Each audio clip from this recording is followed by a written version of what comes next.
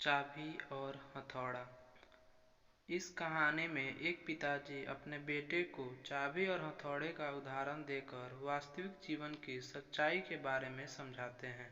शहर में केतुल भाई की एक पुरानी ताले की दुकान थी। उनकी दुकान पर लोग ताला चाबी खरीदने के लिए आते थे और कई बार चाबी खो जाने पर लोग डुप्लीकेट चाबी बनाने के लिए भी आते थे। केतुल भाई की दुकान में एक भारी हथौड़ा भी था जो कभी कभी ताले तोड़ने के लिए काम आता था। एक दिन केतुल भाई का 12 साल का बेटा दुकान में आया था। वो अपने पापा को काम करते हुए ध्यान से देख रहा था। एक ग्राहक डुप्लीकेट चाबी बनाने के लिए आया था। केतुल भाई ने उस ग्राहक को डुप्लीकेट चाबी बनाकर दे दी। थोड़ी देर के बाद एक दूसरा ग्राहक आया और उस ग्राहक का ताला तोड़ने के लिए केतुल भाई ने हथौड़े का इस्तेमाल किया।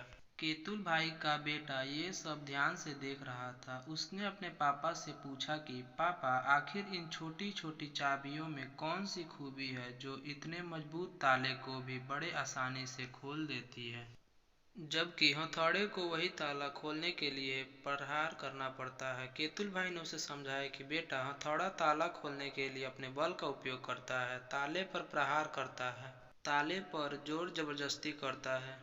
हथौड़े का इस्तेमाल करने से कभी भी ताला खुलता नहीं है, वो तो टूट जाता है, जबकि जब हम ताले को चाबी से खोलते हैं तब हमें उस पर प्रहार करने की कोई ज़रूरत नहीं होती है। चाबी ताले के अंदर जाकर अपनी जगह बनाकर बिना किसी प्रहार के उसको आराम से खोल देती है। पिताजी ने अपने बेटे को ये सब भी समझाया कि हमारे वास्तविक जीवन में भी ऐसा ही होता है। अगर हम किसी भी इंसान को सचमुच जीतना चाहते हैं तो हमें उस व्यक्ति के हृदय में प्रेम पूर्वक चाबी की तरह उतरना पड़ता है। जोर जबरदस्ती करने से हम कोई भी काम कर तो सकते हैं, किंतु वो ताले को खोलता नहीं है बल्कि उसे हथौड़े की तरह तोड़ देता है। जब हम आसानी से चाबी की तरह काम पूरा कर सकते हैं तब हमें हथौड़े की तरह जोर जबरदस्ती नहीं करनी चाहिए।